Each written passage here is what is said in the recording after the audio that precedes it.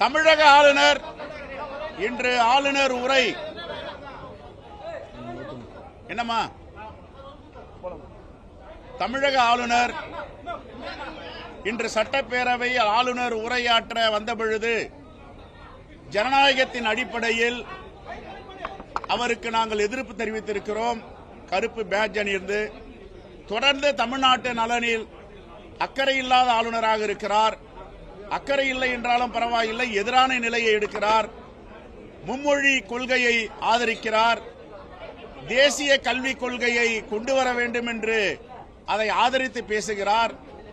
பெரும்பான்மை மக்களால் தேர்ந்தெடுக்கப்பட்ட ஒரு ஆட்சி இருக்கும் பொழுது தி பேரலர் கவர்மெண்ட் மாற்று அரசாங்கத்தை நடத்த வேண்டும் என்று துடித்துக் கொண்டிருக்கிறார்.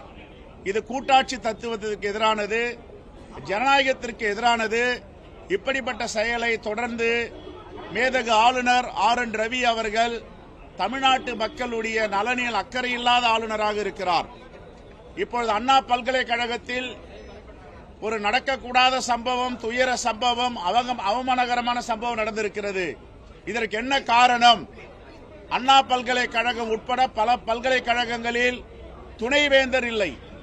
துணைவேந்தர் என்பது நிர்வாகத்தின் முதன்மையான பொறுப்பு. அங்கு நிர்வாகம் இல்லை, துணைவேந்தர் இல்லை என்பதால் அங்கே இப்படிப்பட்ட தவறுகள் நடப்பதற்கு ஏராளமான வாய்ப்புகள் இருக்கின்றன.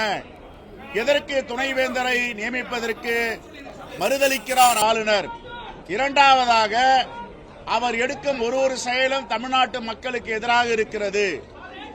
ஆன்லைன் சூதாட்டத்திற்கு பெரும்பான்மை மக்களால் தேர்ந்தெடுக்கப்பட்ட சட்டமன்றமும் அமைச்சரவையும் தீர்மானத்தை நிறைவேற்றி அனுப்புகிறது.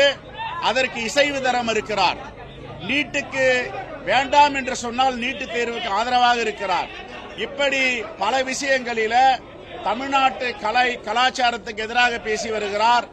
RSS உடைய சித்தாந்தத்தை பிஜேபியுடைய ஊதுகுழலாக ஆளுநர் இங்கே வேலை பார்ப்பது செய்வதுதான் வன்மையாக கண்டித்து அவருக்கு எதிர்ப்பு தெரிவித்து இன்று காங்கிரஸ் பேரியக்கத்தின் சட்டமன்ற உறுப்பினர்கள் அனைவரும் வெளிநடப்பு செய்திருக்கிறோம்.